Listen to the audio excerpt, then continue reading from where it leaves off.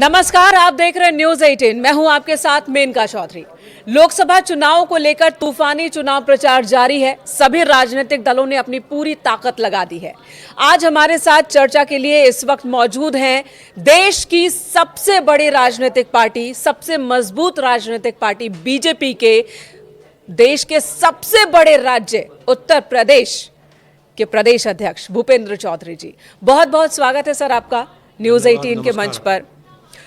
Sir, पहला सवाल तो यही है, यूपी में 80 में 80 का नारा दे रही है बीजेपी, एक नहीं बार बार दे रही है, कैसे होगा ये? भारतीय जनता पार्टी माननीय प्रधानमंत्री जी के नेतृत्व में जो हमारी सरकारों ने काम किए पिछले 10 वर्षों का रिपोर्ट कार्ड लेकर, पूरे कामकाज का लेखा जोखा लेकर हम लोग जनता के बीच में हैं। ठीक है। और जिस प्रकार से जनता पार्टी के कार्यकर्ताओं की सक्रियता है, संपर्क है, और लगातार हम लोग अपने कार्यक्रम के माध्यम से और सरकार की योजनाओं का लाभ किस प्रकार से समाज के कमज़ोर तबके को मिले, इसके लिए लगातार हम अभियान चला रहे हैं। तो मुझे विश्वास है कि जिस प्रकार से रेस्पॉन्स मिलता है और माननीय प्रधानमंत्री जी के प्रति लोगों का विश्वास है, उसे निश्चित रूप से भाजपा 100% परिणाम आएंगे। और माननीय प्रधानमंत्री जी का जो संकल्प है अब की बार 400 पार का, उत्तर प्रदेश उसे पूरा करेगा। अखिलेश यादव और राहुल गांधी एक बार फिर साथ साथ हैं। नहीं, जिस प्रकार से कांग्रेस की और समाजवादी पार्टी की गतिविधि रही 2019 के लोकसभा चुनाव के बाद, राहुल गांधी की कोई उपस्थिति राज्य में नहीं है। और समाजवादी पार्टी की जिस प्रकार से काम करने की उनकी पद्धति है, उनकी शैली है, और जिस प्रकार के काम उनकी सरकारों के समय हुए हैं, पूरा उत्तर प्रदेश भ्रष्टाचार माफिया राज के हवाले था, और राज्य में जिस प्रकार की अराजकता थी और सरकार दंगाइयों के साथ खड़ी रहती थी, हमारी सरकार आने के बाद वो स्थिति बदली है। आज उत्तर प्रदेश एक बदलता हुआ उत्तर प्रदेश है। और जिस प्रकार से अखिलेश यादव जी के नेतृत्व में पिछले 4 परिणाम चुनावों में आए हैं, उसमें समाजवादी पार्टी या INDIA गठबंधन को उत्तर प्रदेश की जनता नकार चुकी है। और मुझे विश्वास है कि इस बार भी कांग्रेस का पूरा परिवार पलायन कर गया है। श्रीमती सोनिया गांधी राज्यसभा में चली गई हैं, राहुल गांधी जी की उपस्थिति है नहीं, और अखिलेश यादव भी जिस प्रकार से कन्फ्यूज हैं, समाजवादी पार्टी जिस प्रकार से अंत कलह का शिकार है, और सुबह से शाम तक वो प्रत्याशी बदलने में ही लगे रहते हैं जी। आप देखेंगे उनके चाचा जी ने बदायूं में लड़ने से मना कर दिया। किस प्रकार से उन्होंने मेरठ, मुजफ्फरनगर, सभी जगह उन्होंने प्रत्याशी बदलने का काम किया है। तो उससे ऐसा लगता है कि इनके लिए कोई संभावना बची नहीं है, और उत्तर प्रदेश में समाजवादी पार्टी भी प्राय समाप्तवादी पार्टी होने की ओर अग्रसर है। रायबरेली और कांग्रेस, ये संबंध बहुत पुराना है। अमेठी और कांग्रेस का संबंध भी पुराना था, 2019 में वो टूटा। इस बार क्या रायबरेली भी छिन जाएगा? अभी तक रायबरेली और अमेठी को लेकर वो अपना कैंडिडेट अनाउंस नहीं कर पाए, तो बीजेपी इसे किस तरह से देख रही है? वो कंफ्यूजन में है या कोई रणनीति भी हो सकती है उनकी? जिस प्रकार से पिछले विधानसभा के या नगर निकायों के चुनाव हुए हैं, उसमें जिस प्रकार के परिणाम आए हैं, रायबरेली हो, अमेठी हो या पूरा राज्य हमारा हो, आप देखेंगे पहली बार उत्तर प्रदेश में सभी नगर निगम भाजपा जीती है। हम अधिकांश नगर पालिका भी जीते हैं, नगर पंचायत भी जीते हैं। और रायबरेली में भी कांग्रेस के लिए जिस प्रकार के परिणाम विधानसभाओं में या राज्य के नगर निकाय चुनावों में आए हैं, वो कांग्रेस के लिए सबसे खराब दौर है, खराब प्रदर्शन उन्होंने किया है। और उसी का परिणाम है कि आज ना राहुल गांधी लड़ने तैयार हैं, ना प्रियंका सोनिया गांधी जी तैयार हैं। तो अभी ये लोग अनिर्णय की स्थिति में हैं, कोई निर्णय नहीं कर पा रहे। और मुझे लगता है कि कहीं ना कहीं कांग्रेस पार्टी भी मान चुकी है कि उत्तर प्रदेश में हमारे लिए कोई संभावना बची नहीं। उधर जयंत चौधरी वो आपके साथ आ गए और उन्होंने भी भवें ऐसे उठाते हुए कहा जनसभा के दौरान कि ये उनकी रणनीति है, उन्होंने पलटी नहीं पटखनी दी है। कितना फायदा पश्चिमी यूपी में बीजेपी को? भारतीय जनता पार्टी मोदी जी का जो हमारी सरकार का एजेंडा है विकास का, उसको लेकर हम जनता के बीच में हमारा परिवार बढ़ा है। कई नए दलों ने हम NDA का मोदी जी के नेतृत्व में हिस्सा बनना स्वीकार किया है। माननीय जयंत चौधरी ने जो उत्तर प्रदेश की विकास यात्रा में अपना योगदान देने के लिए वो हमारे साथ जुड़े हैं। निश्चित रूप से जो देश की विकास यात्रा है, उस विकास यात्रा में उनका भी योगदान हो, तो इसका प्रयास हम सब लोग मिलकर कर रहे हैं। और उनके आने से भी हमारा परिवार बढ़ने से निश्चित रूप से भारतीय जनता पार्टी के नेतृत्व में चलने वाली जो विकास यात्रा है मोदी जी के नेतृत्व में, उसे बल मिलेगा। और पीएम ने जनसभा के दौरान जयंत चौधरी को छोटा भाई कहकर पुकारा। बहुत मायने रहते हैं कि मंच से किस तरह का जेस्चर, किस तरह के वो तस्वीरें सामने आ रही है। माननीय प्रधानमंत्री जी के प्रति हम सबका एक आदर सम्मान का भाव रहता। वो हमारे नेता हैं, दुनिया के सबसे राजनीतिक दल के नाते ताकतवर नेता हैं, और जयंत चौधरी जी ने निर्णय हमारे साथ आने का लिया है, तो हम उनका सम्मान करते हैं, स्वागत करते हैं। माननीय प्रधानमंत्री जी के व्यवहार से भी यही दर्शाता है। भूपेंद्र जी, सबसे पहले आपको बहुत बहुत नमस्कार। और चूंकि आप देश के सबसे बड़े सूबे के बीजेपी के अध्यक्ष हैं, तो सवालों की बौछार तो आप पर बनती है। तो पहला सवाल मैं कर लेती हूँ, फिर बाकी लोगों से भी आप सवाल लूंगी। बीजेपी की तमाम लिस्टें आती हैं, बहुत सारे ऐसे नाम होते हैं जो कि बहुत दिनों से, मतलब हर बार उनकी लिस्ट में नाम रहती है, लेकिन अचानक उनका पत्ता साफ हो जाता है। लेकिन बड़ी ओबीडियंट यहाँ पर लोग हैं कि जरा सा भी कुछ भी नहीं कहते और स्वीकार करके उसे आगे बढ़ जाते हैं। ये पार्टी में जो डिसिप्लिन है वो कहाँ से आती है? भारतीय जनता पार्टी एक विचारधारा से जुड़े लोगों का एक समूह है, और हमारी पार्टी के असंख्य कार्यकर्ता एक विचारधारा से जुड़कर इस देश के लिए काम करने वाले हम लोग हैं। हमारी पार्टी अनुशासित है, और पार्टी में निर्णय करने की एक लोकतांत्रिक प्रक्रिया है, और उस प्रक्रिया के तहत हम लोग आपस में बातचीत करके, राय शुमारी करके केंद्रीय पार्टी उसमें निर्णय लेती है, और निर्णय में सबकी सहभागिता है, सबकी भूमिका है। तो इसलिए लोकतांत्रिक पद्धति से निर्णय लेते हैं, और उस प्रक्रिया का हम सब लोग पालन करते हैं। और सवाल है भूपेंद्र जी, जरा वो भी ले लेते हैं। मेरी सहयोगी कंचन है। कंचन, क्या पूछना चाहेंगे? समाजवादी पार्टी टिकट बांटने से ज़्यादा टिकट काटने में लगी हुई है। अब तक 8 कैंडिडेट्स के टिकट काटे गए हैं, जिसमें मुरादाबाद है, बागपत है, रामपुर है और बदायूं, जहां पर शिवपाल यादव जो हैं उनकी भी अब कन्फ्यूजन ख़त्म नहीं हो रही है अखिलेश यादव के साथ साथ। ये पार्टी की स्ट्रैटेजी हो सकती है 2024 में सीटें जीतने को लेकर? मुझे ऐसा लगता है कि विपक्ष चुनाव में हार, अपनी पराजय सुनिश्चित मान चुका है, और ये लोग अंतर्कलह का शिकार हैं, निर्णय कर नहीं पा रहे। और जिस प्रकार से इन लोगों को जनता ने सरकार बनाने का, इन्हें जनादेश देने का काम किया था, तो इन लोगों ने लूट खसोट, भ्रष्टाचार, अराजकता, गुंडागर्दी, बेईमानी, भाई भतीजावाद, परिवारवाद जो किया है, वो पूरा प्रदेश और पूरा देश जानता है, और इस विषय का एहसास कहीं ना कहीं समाजवादी पार्टी को है। आज जिस प्रकार का माहौल है, पूरा देश, पूरा प्रदेश राममय है, मोदी में है, और मैं आप सबके विश्वास के आधार पर, अपने देश प्रदेश की जनता के विश्वास के आधार पर कह सकता हूं कि भारतीय जनता पार्टी मोदी जी के नेतृत्व में एक बड़ी विजय की ओर आगे बढ़ रही है। एक डिसिप्लिन की बात चल रही है, लेकिन जो मुजफ्फरनगर की एक हॉट सीट है, वहाँ पे एक डिसिप्लिन में जो है बड़े दो चेहरे हैं, एक संजीव बालियान जी और दूसरे संगीत सोम। दोनों लोग एक दूसरे का जो अंतर विरोध है और एक बयानबाजी है, वो अपने मैक्सिमम पे पहुंच गई है। तो इस पे विरोधियों की भी नज़र है और पार्टी शीर्ष नेतृत्व की, और आप भी जो है उसको बड़ी पैनी निगाह से देख रहे हैं। बयानबाजी रुक नहीं रही है। इसे आप किस तरह से देख रहे हैं, संगीत सोम और संजीव बालियान के अंतर विरोध को? भारतीय जनता पार्टी, जैसे मैंने कहा, हमारे यहाँ निर्णय करने की एक प्रक्रिया है, और प्रक्रिया का पालन करते हुए पार्टी ने मुजफ्फरनगर से हमारे वर्तमान सांसद हैं, भारत सरकार में मंत्री हैं, संजीव बालियान को प्रत्याशी बनाया है। कुछ विषय को लेकर आपस में गलतफहमी के कारण ये परिस्थिति उत्पन्न हुई है। हम एक परिवार का हिस्सा हैं, आपस में बातचीत कर रहे हैं, और बातचीत करके कल भी हम लोग बैठे थे, तो कोई रास्ता समाधान का आपस में हम लोग निकाल लेंगे। और निश्चित रूप से सबका विश्वास मोदी जी के प्रति है, सबकी इच्छा देश में का नेतृत्व माननीय प्रधानमंत्री जी करें, मोदी जी करें, और उत्तर प्रदेश से भारतीय जनता पार्टी का जो प्रधानमंत्री जी का संकल्प है 400 पार का, सब लोग मिलकर इस प्रयास में हैं कि 400 पार के लक्ष्य में उत्तर प्रदेश की जो हमारी भूमिका है उस सार्थक भूमिका के साथ हम लोग आगे बढ़ें।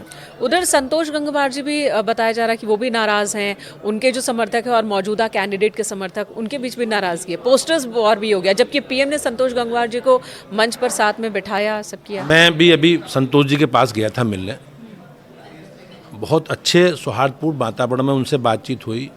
हमारी पार्टी के वो संस्थापक सदस्यों में से हैं, लंबे समय तक उन्होंने बरेली क्षेत्र का नेतृत्व किया है सांसद के नाते। बातचीत हुई, पार्टी ने उनसे बातचीत करके सहमति करके ही इस बार थोड़ा सा एक विषय रहा, एज के कारण परिस्थिति बनी है। तो छत्रपाल गंगवार जी हमारी पार्टी के बहुत समर्पित कार्यकर्ता हैं, उन्हें अवसर दिया है। संतोष जी भी सहमत हैं, लेकिन कुछ कार्यकर्ताओं के मन में उत्साह रहता है, कुछ कार्यकर्ताओं के मन में कुछ विषयों के संगठन है। ठीक है, हम अपने परिवार की तरह विषयों को समाधान की ओर ले जाने का काम कर रहे हैं। कुछ और सवाल लेते हैं। कंचन, भूपेंद्र जी, आप न्यूज़ रूम में आए हैं तो कई हमारे सहयोगी हैं जो आपसे सवाल पूछना चाहते हैं। नमस्कार भूपेंद्र जी, मेरा नाम मनोज कुमार बंसल है। मैं ये जानना चाहता हूँ कि अभी तक जो बीजेपी यूपी में अपना प्रचार कर रही है उसमें ये कहती आई है कि 2 लड़कों की जोड़ी, तो 2 लड़कों की जो जोड़ी है उसमें से कांग्रेस ने भी अपना घोषणा पत्र जारी कर दिया है और कल अखिलेश ने भी अपना घोषणा पत्र जारी किया है। तो उनका जो घोषणा पत्र है उन दोनों में लोक लुभावन वादे हैं, एमएसपी पर बात है, किसानों को लेकर है, युवाओं को लेकर है।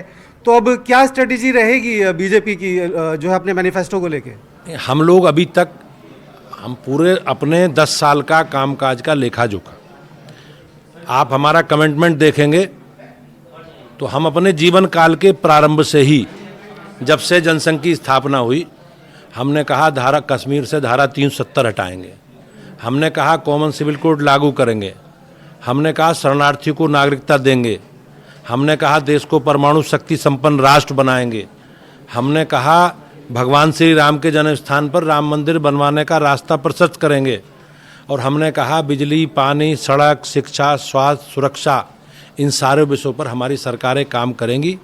मेरे लिए, देश के बीजेपी के प्रदेश के असंख्य कार्यकर्ताओं के लिए गर्व करने वाला विषय है ये कि हमारी सरकारों ने हमारे संकल्पों को पूरा किया है।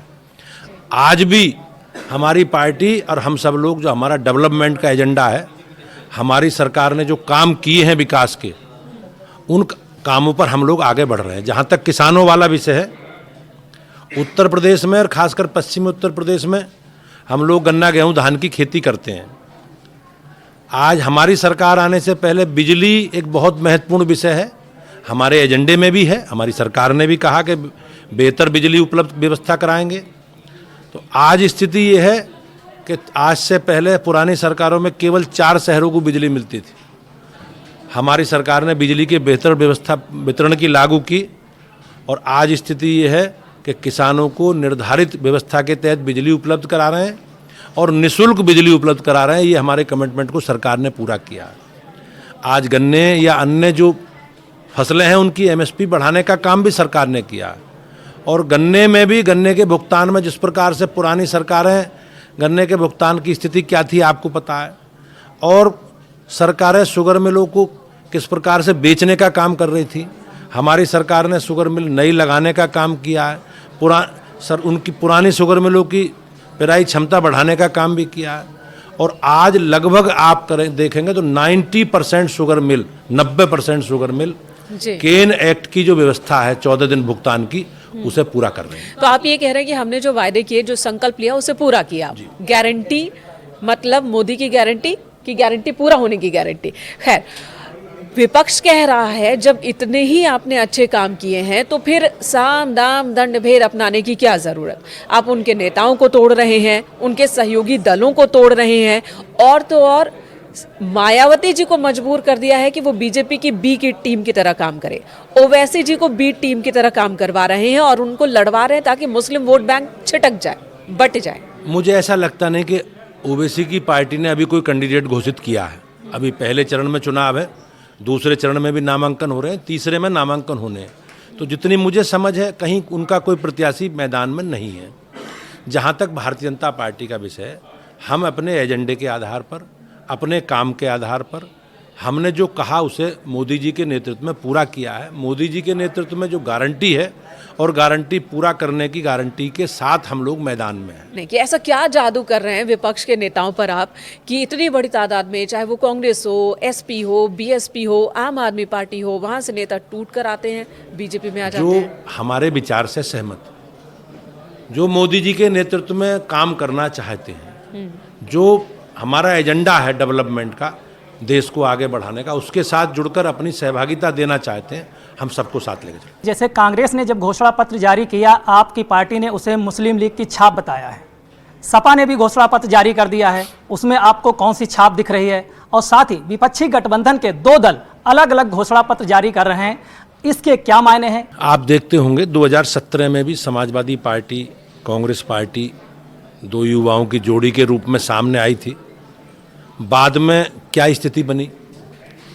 ये लोग, कांग्रेस का इतिहास रहा है कि जितनी भी गठबंधन की सरकार बनी है केंद्र में, कांग्रेस ने उन्हें अल्प समय में गिराने का काम किया है।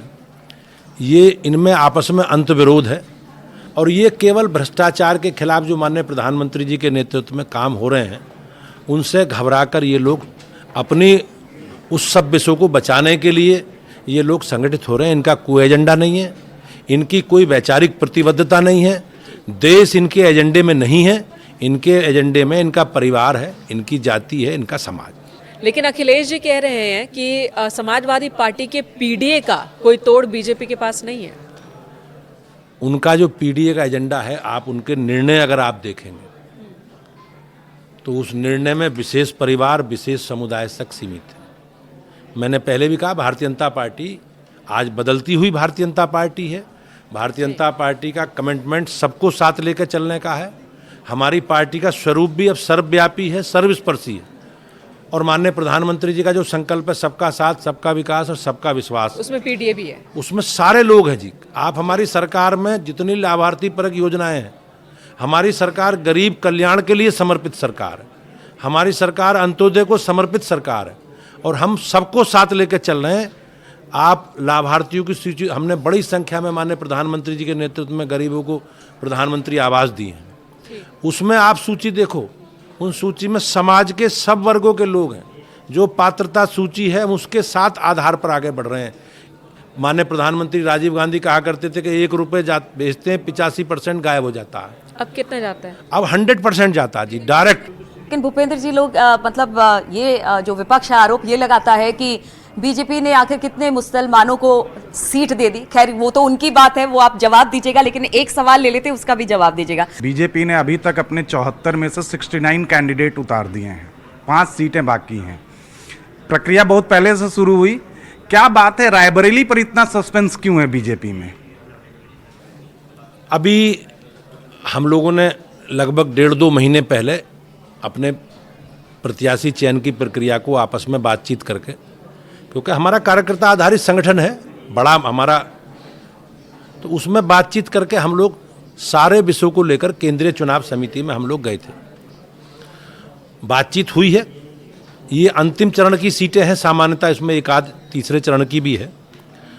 तो उसमें पार्टी ने आपस में विचार विमर्श करके स्थानीय परिस्थितियों के हिसाब से हम लोग आगे बढ़ रहे हैं। एक सीट आज भी घोषित हुई है, मुझे लगे शायद 4-5 सीटें बची हैं, तो उसमें भी जल्दी पार्टी केंद्रीय चुनाव समिति को उसमें निर्णय लेना है। हमारी तरफ से राज्य की ओर से केंद्र को अधिकृत कर दिया गया माननीय राष्ट्रीय अध्यक्ष जी को, तो हो सकता है बहुत जल्दी 1-2 दिन में आपको भारतीय जनता पार्टी के घोषित प्रत्याशियों के नाम आपके सामने आएंगे। चाहे सपा हो चाहे कांग्रेस, दोनों ने ही जातीय जनगणना को काफ़ी प्रमुखता से उठाया है अपने अपने मैनिफेस्टो में। तो आपको क्या लगता है कि ये यूपी की पॉलिटिक्स में या आने वाले इलेक्शंस में कुछ अपना रंग दिखा पाएगा, या भाजपा को इसका तोड़ कोई खोज रही है? निश्चित रूप से माननीय प्रधानमंत्री जी ने भी और हमारी पार्टी का भी संकल्प है कि हमारी प्राथमिकता में महिलाएं हैं, किसान है, युवा हैं, गरीब है, ये हमारी प्राथमिकता में, ये हमारी जाति है और हमें इसी के आधार पर भविष्य में काम करना है। हर बार ही हमने देखा है कि प्रधानमंत्री नरेंद्र मोदी पर व्यक्तिगत आरोप भी लगाए जाते हैं और हमले किए जाते हैं। इस बार उनके परिवार को लेकर सवाल उठा दिया गया। आपने देखा होगा विपक्ष का कहीं ना कहीं ये हताशा का, कुंठा का प्रतीक है। उनकी हताशा दर्शाती है और बीच में कब जितनी गाली, जितने असम्मानजनक शब्द, अपमानजनक शब्दों का इस्तेमाल विपक्ष ने प्रधानमंत्री जी के बारे में, उनके परिवार के बारे में किया है, ये कहीं ना कहीं हमारी जो परंपरा है, हमारी संस्कृति है, उसके विपरीत है। लेकिन देश की जनता और उत्तर प्रदेश की जनता का विश्वास मोदी जी के प्रति है। इस प्रकार का व्यवहार कहीं ना कहीं जो इनकी कुंठा है, हार की जो हताशा है, वो कहीं ना कहीं प्रदर्शित होती है। ठीक है, लेकिन पीएम कहते हैं कि मुझे चाहे जितनी भी गालियां दो, मैं अपने संकल्पों को पूरा कर रहा हूं। संकल्पों में एक जिक्र राम मंदिर का हमेशा से रहा है। अब राम मंदिर बनकर तैयार हो चुका है, लेकिन अब भी सवाल राम मंदिर पर, सनातन पर बार बार उठाए जा रहे हैं। क्या इस बार फिर राम मंदिर से जुड़ा कुछ हो सकता है, या अब तो मथुरा की बारी है? 1988 के बाद सभी संकल्प पत्रों में, घोषणा पत्रों में राम मंदिर की चर्चा हम लोगों ने की है और हम सब लोगों के लिए गर्व की बात है कि जनता ने हमें चुना है। जिन विषयों पर हमारी सरकार ने उस पर काम किया है। राम के प्रति, भगवान राम हमारे जीवन शैली में है, हमारे जीवन का हिस्सा है, करोड़ों देशवासियों की आस्था का विषय है और निश्चित रूप से मैं कह सकता हूं कि हमारी सरकार ने ऐतिहासिक काम किया है, ये कमिटमेंट को पूरा किया। देखिए, सीएम योगी आदित्यनाथ भी जहां भी जा रहे हैं वो मथुरा का जिक्र जरूर कर रहे हैं कि अब मथुरा की बारी है, वहां हमारा फोकस होगा। तो क्या ये चीजें सिर्फ जनसभा तक हैं या कागज पर भी दिखेगी? हमारी सरकार अपनी आस्था, अपनी परंपरा, अपनी विरासत को लेकर आगे बढ़े, उस पर काम कर रही है। आपने देखा होगा पहले राम नवमी के जुलूस निकलते थे, दंगे होते थे, उन पर पथराव होता था। कांवर यात्रा निकलती थी, लोग उसे प्रतिबंधित करते थे, उसे रोकते थे। हमारी सरकार ने एक बेहतर माहौल बनाने का काम किया। आज जो कांवर यात्री हैं उन पर पुष्पार्चन होती है, फूलों की वर्षा होती है। तो हमारी जो विरासत है, हम आस्था को और विरासत को लेकर आगे बढ़ रहे हैं। अभी जब उत्तराखंड में प्रधानमंत्री की सभा हुई है रुद्रपुर में, सिर्फ 2 दिन के नोटिस पर उतनी बड़ी जनसभा हो गई। 2 दिन पहले जानकारी दी गई थी स्टेट बीजेपी पार्टी को और उसके बाद हो गई। तो ये इतनी जल्दी कैसे एग्जीक्यूट होता है? नहीं, पार्टी का एक सिस्टम है। हम लोगों ने अपने संगठन को पूरा लगाया, नीचे बातचीत भी हमने मैसेज किया सब लोगों को। और माननीय प्रधानमंत्री जी के प्रति जो लोगों का विश्वास है, प्रधानमंत्री जिस तरह लोगों से कनेक्ट होते हैं, तो आप अगर विश्वास करोगे, पार्टी जितना व्यवस्था कर रही है, हम जितने लोगों से संपर्क कर रहे हैं उससे 5 गुना लोग आ रहे हैं। आप वहाँ देखोगे, चाहे मेरठ की सभा हो, चाहे सहारनपुर की सभा हो, चाहे गाजियाबाद का रोड शो हो, चाहे पीलीभीत की सभा हो, ये लोगों की ऐतिहासिक उपस्थिति है। कैसरगंज वीआईपी सीट है उत्तर प्रदेश की, वहाँ से कल एक बयान आ रहा था ब्रजभूषण शरण सिंह जी का कि पत्रकारों जब उनसे टिकट को लेकर पूछा तो उन्होंने कहा कि बताओ कौन काट रहा है मेरी टिकट। तो ये उनका ओवर कॉन्फिडेंस है या उनको दिलासा मिल गई कि टिकट मिलेगा? सर, अभी जो 4-5 सीटों पर निर्णय नहीं हो पाया है या नहीं हुआ है केंद्रीय चुनाव समिति ने, केंद्रीय पार्टी ने, उसमें कैसरगंज भी है और पार्टी को निर्णय लेना है। जो भी निर्णय लेंगे हम सब लोग उस निर्णय के साथ खड़े हैं। देखिए, ये सारे तो पॉलिटिकल सवाल हुए, क्या और सवाल है? आपसे जितने भी सवाल हुए सारे पॉलिटिकल हुए। मैं थोड़ा सा पर्सनल आता हूँ। राजनेता भूपेंद्र चौधरी से बात न करके एक आम शहरी भूपेंद्र चौधरी से एक सवाल है मेरा। परिवार को कितना समय दे पाते हैं? मैं, अगर मेरे बारे में आप सुनेंगे, देखेंगे तो मेरी बहुत जल्दी शादी हो गई। मेरी बेटी 36 साल की है जी। 2 बेटी हैं मेरी, 1 बेटा है। घर भी, परिवार भी पूरा है। बेटे के भी 2 बच्चे हैं और मैंने संगठन का, मुझ पर बहुत लंबे समय से काम रहा है पार्टी का और मैंने पार्टी के सारे भूमिकाओं में काम किया। लगभग 33-34 साल हो गए और मेरे लिए, जैसे मेरे जैसे व्यक्ति के लिए भारतीय जनता पार्टी ने इतना सम्मान देना और यहाँ तक मैं आया हूँ, तो ये बहुत बड़ी बात है और ये भारतीय जनता पार्टी जैसे संगठन में ही संभव है। मैं तो लोगों से कहता हूँ कि जो लोग पुलिस में सिपाही भर्ती हुए, डीजीपी बन गए, ये भाजपा में ही संभव है। दूसरे लोगों में परिवार के लिए चीज़ें आरक्षित हैं। समाजवादी पार्टी मुलायम सिंह जी से अखिलेश जी तक पहुंची है। अभी भी कांग्रेस नेहरू गांधी परिवार की छाया से निकल नहीं पाई। हमारे यहाँ लोग सामान्य परिवारों से बढ़ के आज कहाँ से कहाँ पहुँचे हैं। तो ये लेकिन मुझे आज देखेंगे पार्टी ने बहुत सम्मान दिया है और मैंने भी सभी स्वरूपों में काम किया, परिवार को बैलेंस करके, और जो भी समय मिलता है घर परिवार के लिए समय देते हैं। बहुत बहुत धन्यवाद आपका। परीक्षा की घड़ी में परीक्षा में सभी राजनीतिक दल उतर चुके हैं। आपको हमारी तरफ से बहुत बहुत शुभकामनाएं और हमारे साथ मंच शेयर करने के लिए बहुत बहुत धन्यवाद एक बार फिर।